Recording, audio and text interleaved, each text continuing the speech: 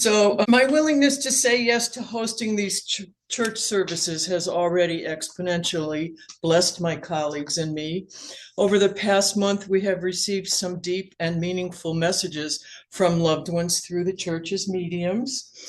On the Zoom call, the first Zoom call I was on, Pastor Andre even called my deceased mother by her name. And he told us that she wants everyone to know that now that she's on the other side, she understands that mediumship is perfectly natural. And I was like, oh, Mom, what a validation. That's fantastic. And then during the live session, I sat over there in the healing chairs and experienced a remarkable hands-on healing from Lisa, who's here today with us.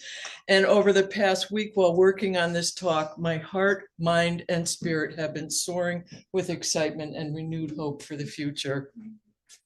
I can honestly say that I am experiencing what's unfolding here as a genuine win-win, a meeting of shared values, a shared devotion to service to the divine, and a shared love of the unseen dimensions of healing and spirit.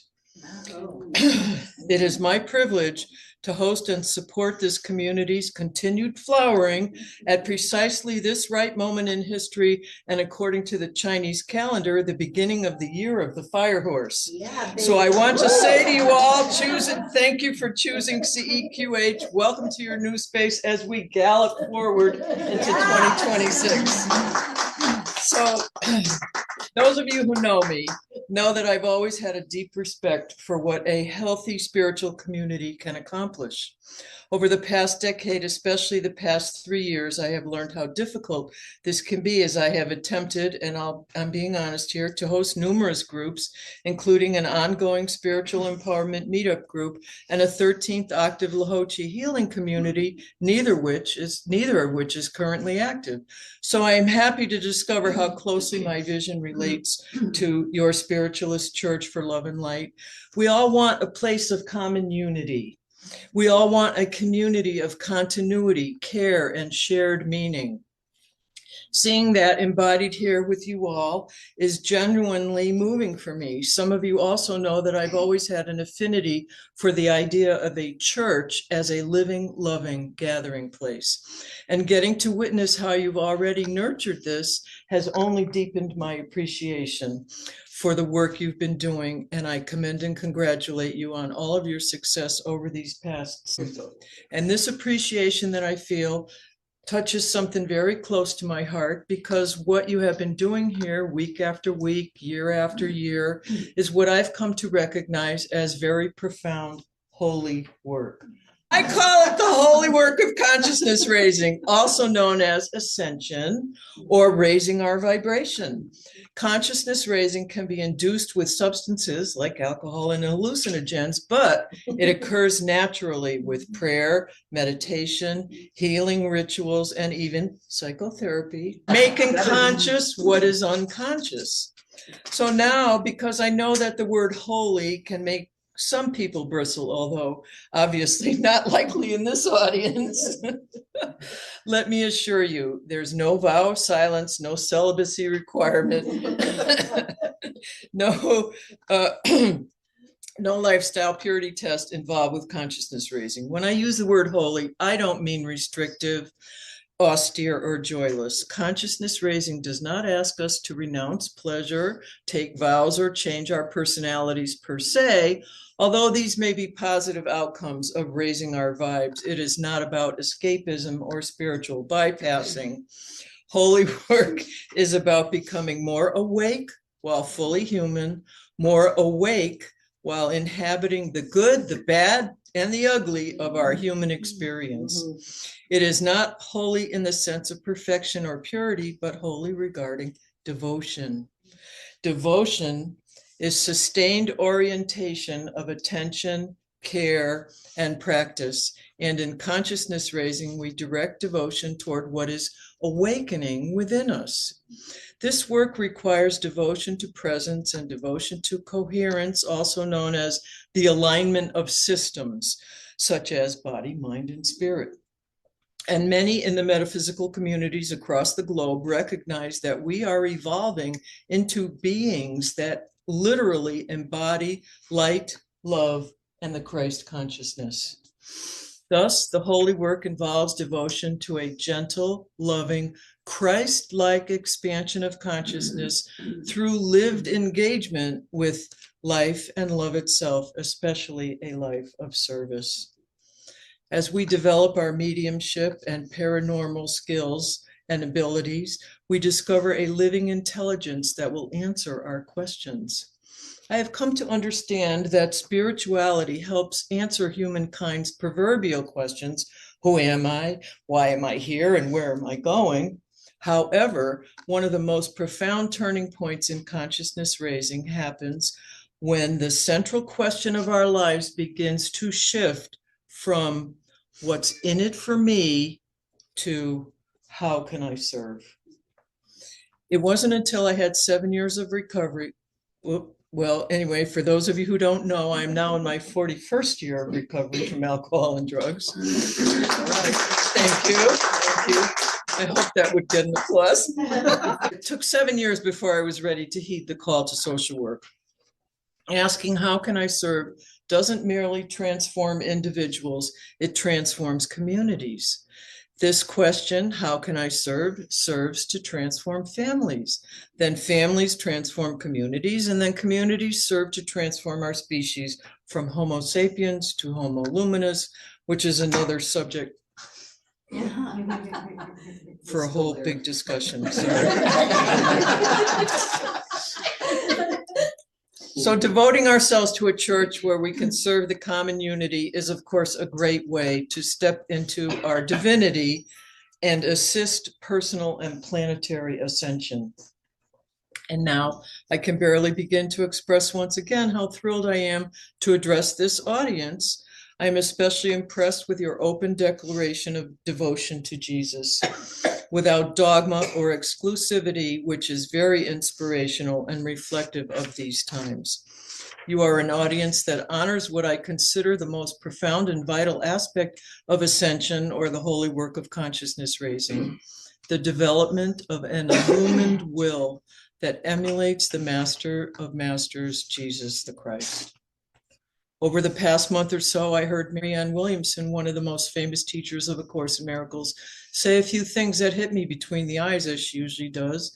The first thing, in line with your teachings, is that there are many ascended masters, but when we know Jesus, we only need to know this one Master of Masters. And then just the other night, she stated something to the effect that we must continually strive to do what he could do. Feed the multitudes, welcome the refugees. Let's not forget that Mary and Joseph were refugees. Heal the sick and even raise the dead. These actions must always be on our radar. No less of these can we ask of ourselves, because nothing less were we born to do. Wow, I loved hearing that, because I've often lightheartedly said, oh, soon we'll be able to walk on water, we'll be able to do all these things. And it just, yeah, okay. And I loved hearing from Shannon at the first service we had here, our lovely medium.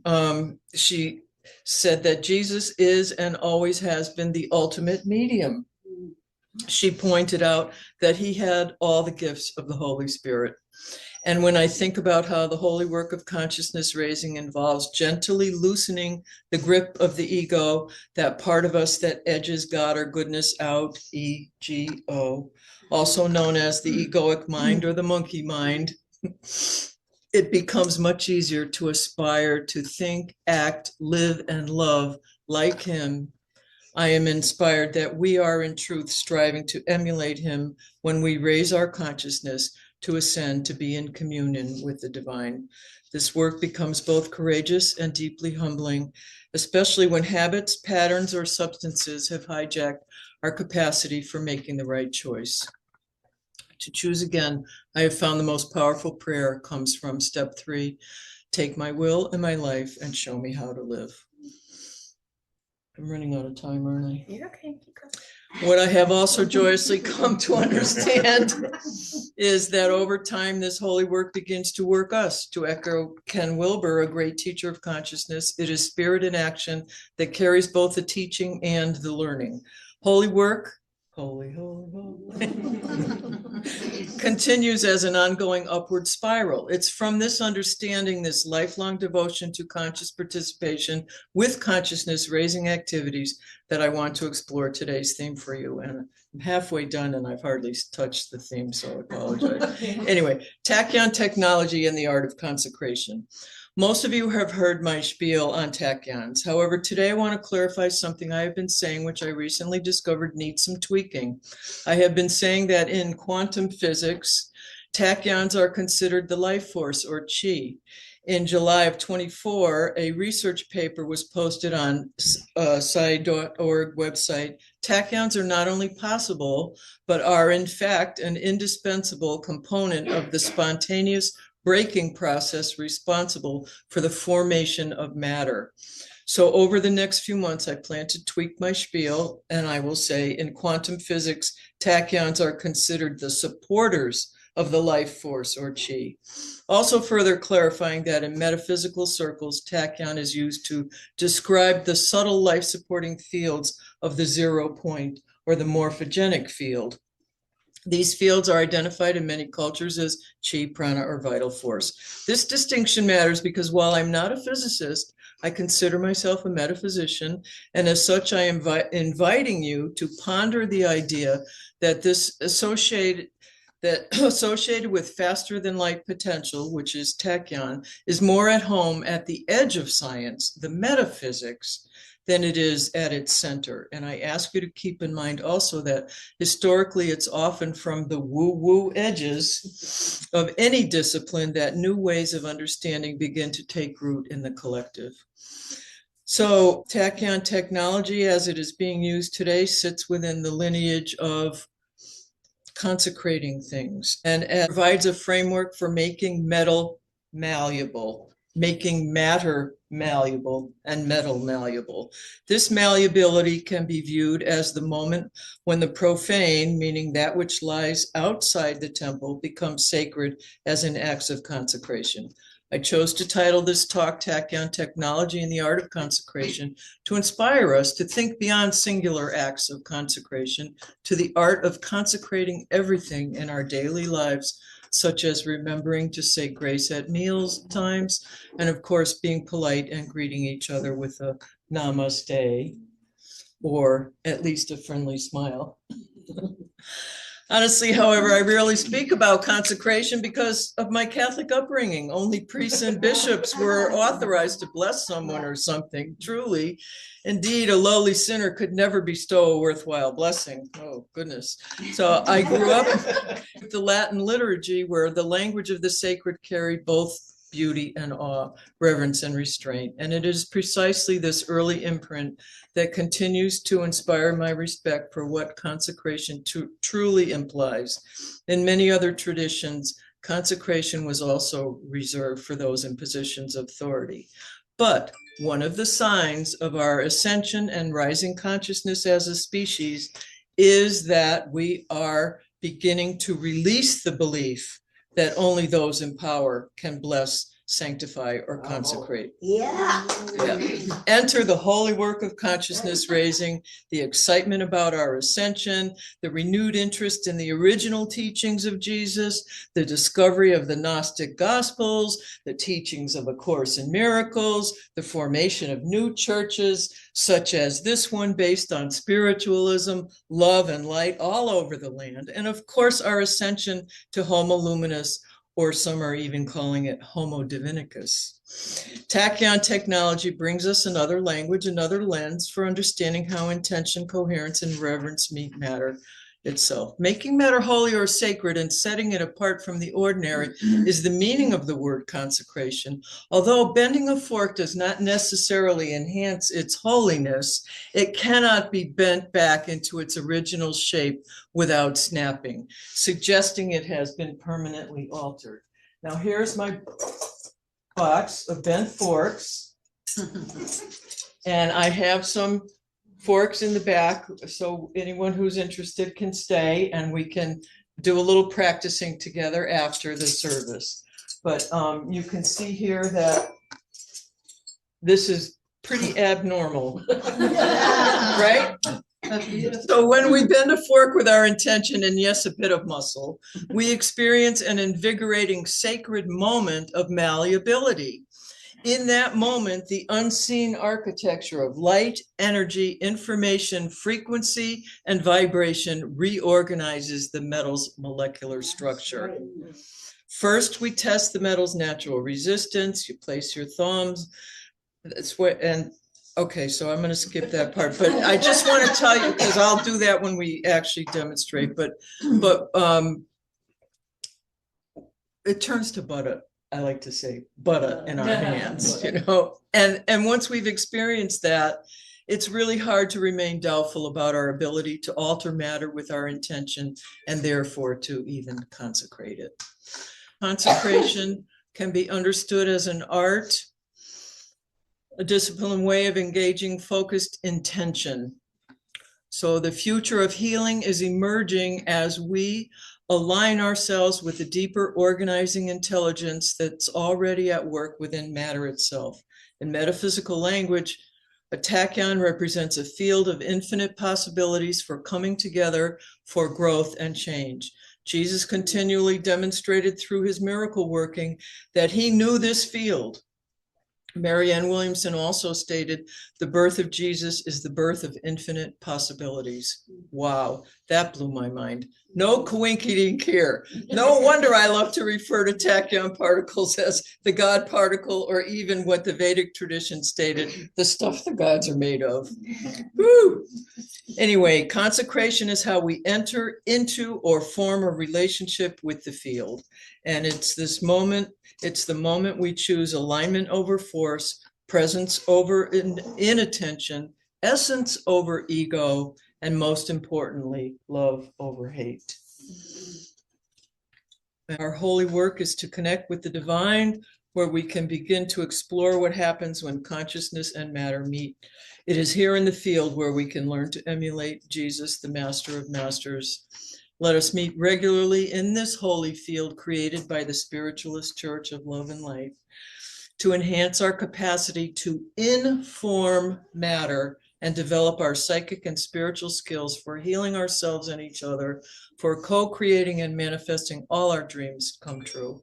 Let us come together to do the holy work of ascension and consciousness raising, setting our intentions with wings so we can make miracles an everyday happening. Attending these services, sharing, caring, cooperating, and blessing one another in common unity are without doubt the tried and true application of the art of consecration in action. The universe has your back. I hope this talk inspires you to show up for everything in your life and ask, how can I serve? And thank you and bless you all. We'll see you all on Zoom next week and then the week after here in person.